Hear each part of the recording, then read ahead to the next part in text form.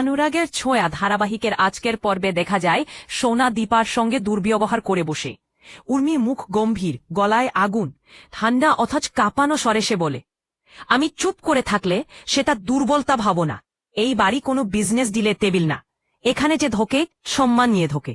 তুমি বেরিয়ে যাও আমার বাড়ি থেকে। আজ তোর মেয়ের যা দশা তার একমাত্র কারণ তুই। দীপা কিছুক্ষণ চুপ, চোখে জল থমকে আছে। বাইরে এসে উর্মির পথ আটকে প্রশ্ন করে, ডাক্তারবাবুর এমন কি হয়েছে বলো? ওনার এই অবস্থার পেছনে কিছু লুকোনো নেই তো? উর্মি একবার দীপার চোখে চোখ রেখে বলে, অনেক বছর ধরে আমি ওনাকে নিজের দাদার মতো আগলে রেখেছি, আর আজ তুমি এসে আমায় প্রশ্ন করছো?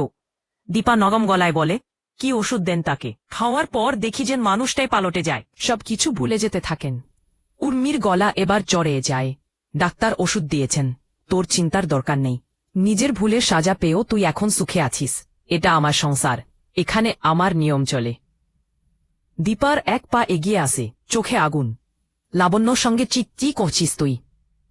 উর্মি তীব্র কণ্ঠে, ঠোঁট কেঁপে বলে, গেট লস্ট। তোকে আমি কিছু বলার বাধ্যবাধকতা অনুভব করি না। দীপা ঠান্ডা গলায় যেন প্রতিজ্ঞা করে বলে, তুই জানিস আমি একবার ফিরলে সব বদলে দিই। এই সংসারে অন্যায় দেখলে আমি চুপ থাকি না। ফিরব, এবার সত্যি ফিরব। অফিসে এসে দীপা চমকে ওঠে। রূপার পাঠানো একটা চিঠি তার হাতে। আমি এই ডিলটা করতে চাই না। দীপা স্তব্ধ। ঠিক তখনই খবর আসে, রূপা আজই কলকাতার উদ্দেশ্যে বেরিয়ে পড়েছে।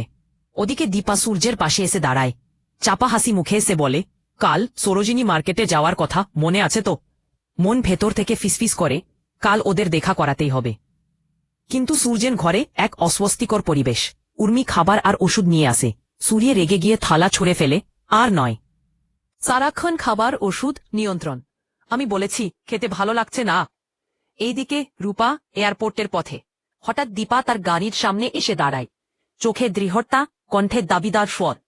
এই ডিলটা তোকেই করতে হবে। রূপা হচ্চকিত, দৃষ্টিতে অভিমান। তুমি আমার দায় নিজের কাঁধে তুলে নিলে, অথচ আমার সঙ্গে একটাও কথা বললে না। এত দূরে চলে গেলে কেন? দীপা মাথা নিচু করে, গলায় হালকা কাঁপুনি। তুই জানিস আমাদের দেখা না হওয়াটাই হয়তো ভালো ছিল।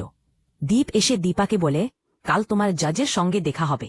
সবকিছু ঠিক করার জন্য তোমাদের দুজনের মুখোমুখি বসা দরকার। দেরি হলে অনেক কিছু হারিয়ে যাবে। এইদিকে উর্মি ঠোঁট বাঁকিয়ে বলে, এই বিজনেস ডিলটা না হলে চলত। জয়া রেগে গিয়ে বলে, নিজের কসমেটিক্সের ব্যবসাটা যদি ঠিকমতো চালাতে পারতিস তাহলে আজ এভাবে মাথা নিচু করে কারো দয়ার উপর নির্ভর করতে হতো না। উর্মি ফাঁক বুঝে সূর্যের খাবারে চুপি চুপি ওষুধ মিশিয়ে দেয়। সূর্য বুঝতেও পারে না কিভাবে তার স্মৃতি ধুয়ে যাচ্ছে একটু একটু করে। এদিকে দীপা আয়নার সামনে দাঁড়িয়ে নিজের চেহারাটা নতুন করে সাজিয়ে নিচ্ছে। চোখে ঠোঁটে স্পষ্ট যুদ্ধের ছাপ। মনে মনে বলছে, সত্তা, আজ সূর্যের সঙ্গে দেখা হবে। আজ অনেক উত্তর আমি নিজে নিয়ে ফিরব।